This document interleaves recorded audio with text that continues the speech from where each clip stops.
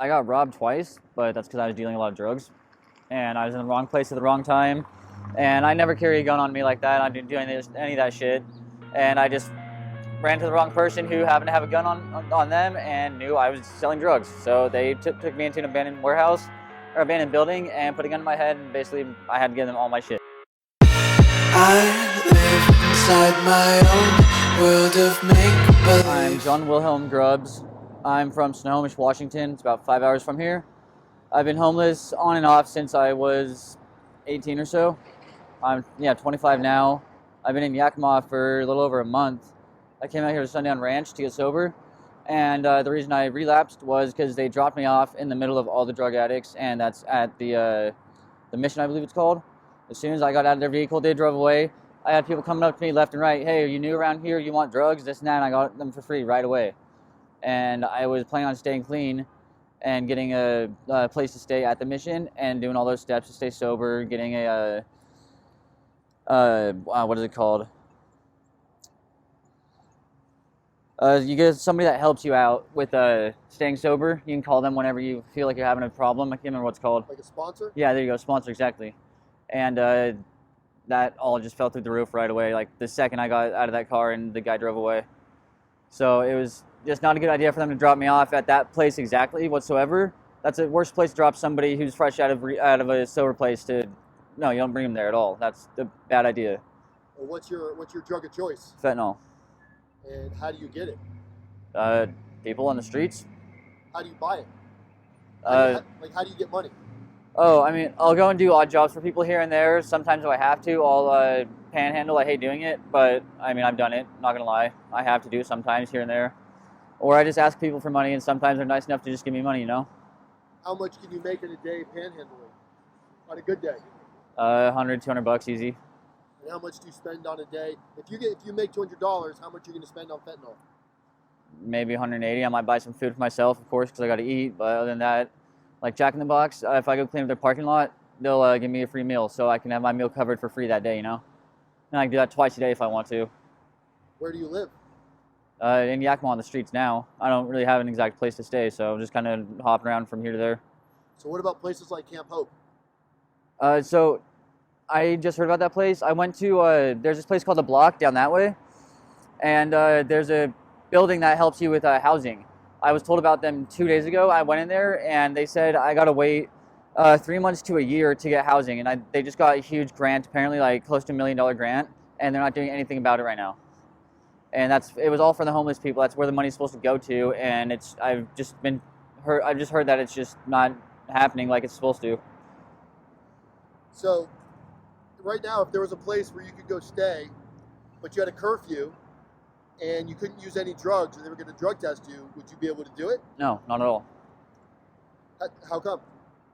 Because I'm an addict, and I would have to go get clean again, and it's hard to stay clean. That's like with snap your fingers, you can't do it. Like it's a process getting off of fentanyl. It's a big process, and it sucks. Why do you think so many people think you could just quit, like it's just a choice? Because they're extremely in denial and either have never done the drug themselves and had to go through the withdrawals, or they're just, I don't know, they're just full of shit completely. That's all it is, honestly. Do you think part of the problem of why people are homeless is it contributed to more because of how expensive it is to live, or the addiction? It can go both ways, definitely. Because it's the drugs now are cheaper than they've been in a long time. I mean, it's stupid cheap right now. It's ridiculous.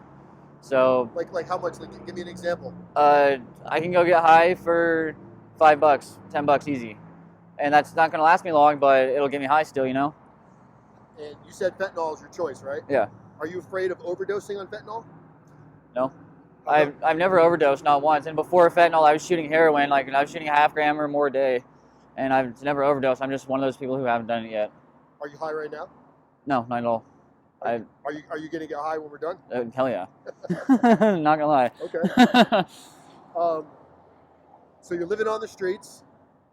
Do you live? Are you like a loner? Are you by yourself? Do you have a group of people you hang out with? I know a couple people here and there, but I kind of try to keep to myself just because there's so much shit that happens in groups of people. People get jacked here and there, and it's just all drama.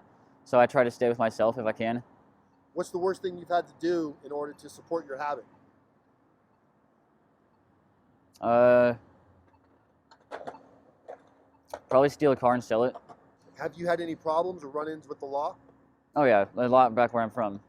That's one of the reasons I came out here. Another reason I came out here is because I have warrants from where I'm from, and it's non-extraditable.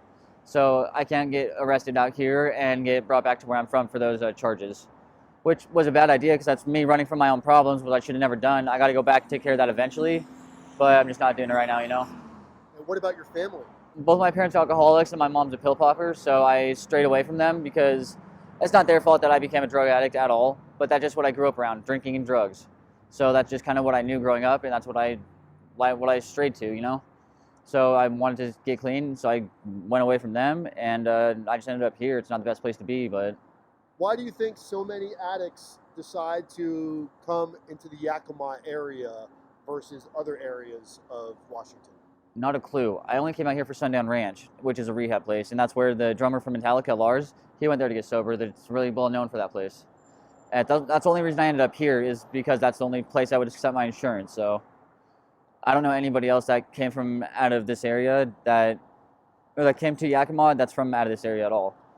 Do you get any government assistance, any finances, medical, I got EBT.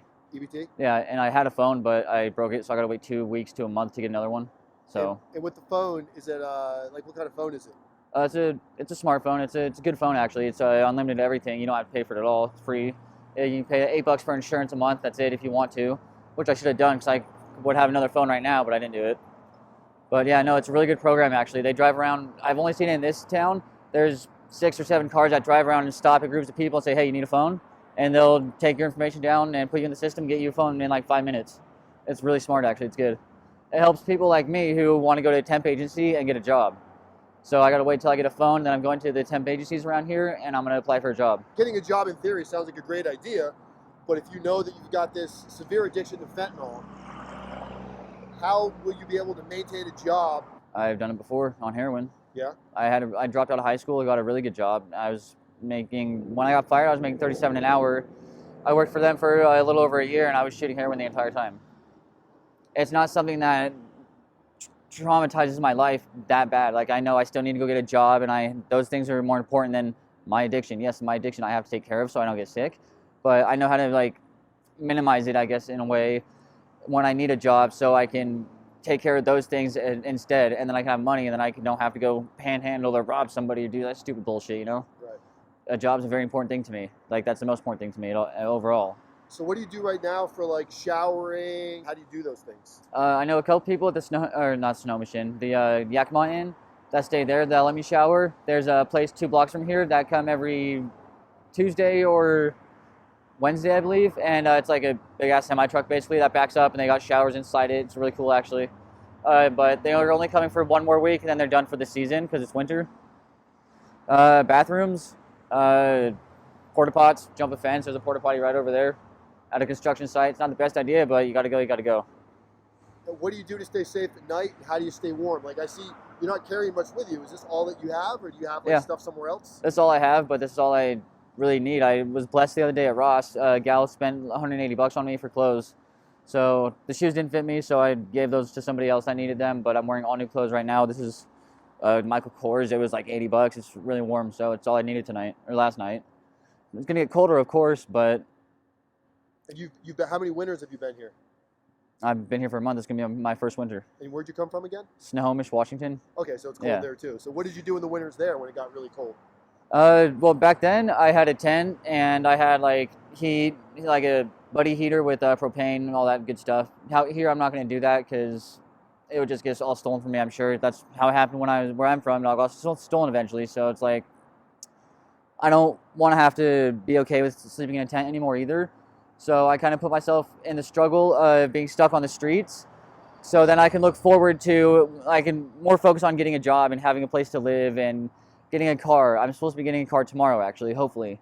This guy's going to bless me and give me an SUV for free, he said. But, I mean, time will tell if that's true or not. Do you have a license? Yes, I do. Okay. I have a license and it's insured, so.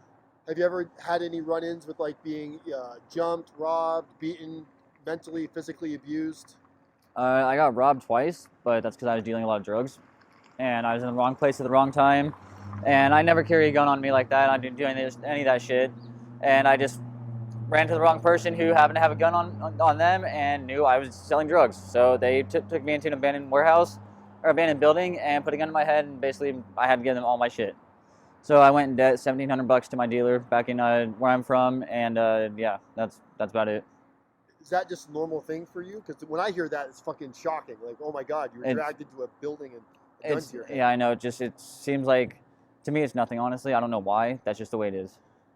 I don't have a reason why it doesn't mean shit to me, really, but that's just how I just look at it. I don't know. How do you see yourself getting away from addiction to be where you want to be 10 years from now? Focusing on once I get a phone again soon, which is going to happen within the next couple of days, I hope, maybe tomorrow, and a car. So once I have a phone and a car, I can go to the temp agency and they'll send me out to work, which where I'm from, they don't piss test at temp agencies. I don't know if they do out here or not. I hope they don't, just so I can get into a job and start working again and get myself like used to that and have something to fall back onto so I can get sober and have a place to live at the same time, you know, and work so I'm staying busy and not having to just go struggle or whatever, you know. Right. So I can sleep at night comfortably, eat food, like not have to do any bullshit to stay warm at night or just no. I don't want to do any of that shit again. But yeah, if I gotta do drugs here and there just to get into that spot, that's just the way I know how to do it, though. So what do you think the solution is to homelessness and drug abuse? So as far as my knowledge, so I know a couple places around here that and where I'm from that are supposedly clean and sober houses, right? And I've been to them. They're not. They're drug houses. They're trap houses. It's really bad, actually. There's one in Yakima that I was brought to the second day I was here. It's supposed to be a clean and sober house, ran by this rich dude, all this good shit, etc. And the place is covered in cockroaches. There's no guy that's sober there. It's all run by addicts. And they're all just sleeping in the kitchen, fucking on the stove, and it's disgusting. And you walk in there, there's cockroaches falling from the fucking ceiling and everything. It's bad. And that place needs to get shut down, but the drug addicts run it now, so there's nothing that can really be done about it. I don't know why, but they've been there for a couple years apparently. But if they are going to provide housing, where does the responsibility fall from them, and where does the responsibility get picked up from the addict themselves? Possibly giving them an opportunity to have a place to live, and but if they want to live there for free, to give them the opportunity to get clean and have that time, few months, whatever, without having to worry about bills or somewhere to stay at night, so they have a roof over their head and food, so they don't have to worry about that shit, and focus on getting sober, give them that opportunity. But if they come in, like, piss test them at least once a week, you know, and if they fuck up, that's their fucking problem, you know. Maybe 1, 2, 3 strikes, you're out and you don't get a chance again, because we're gonna fuck up, you know, we're gonna relapse once or twice. That's just how it happens. What's the longest you've ever been sober? So I started doing drugs when I was 13, so 13 years. So you've been no. Well, I mean, you're talking after you started using for your first time, from 13 to now. What's the longest period? Oh, so in between then, maybe a month, because I was in jail, but that was about it. What's the longest amount of time you've done in jail? About a month. Okay. Yeah. Okay. Other than that, like I've been on the streets or not on the streets, working, whatever. I've just always done drugs, you know. Well, a lot of people will see this and just imagine the younger you is watching right now that's starting to dabble, maybe smoke a little weed, a little cocaine, maybe trying heroin for the first time. What's some advice that you wish somebody had given you? If I was watching this video right now, I'd want the person that is watching it to know you don't focus on like showering anymore or wanting to eat all the time. You don't focus on that shit. Just drugs just kind of take over your body and you just lose all hope, I guess, in a way. I don't know. I live inside my own world of make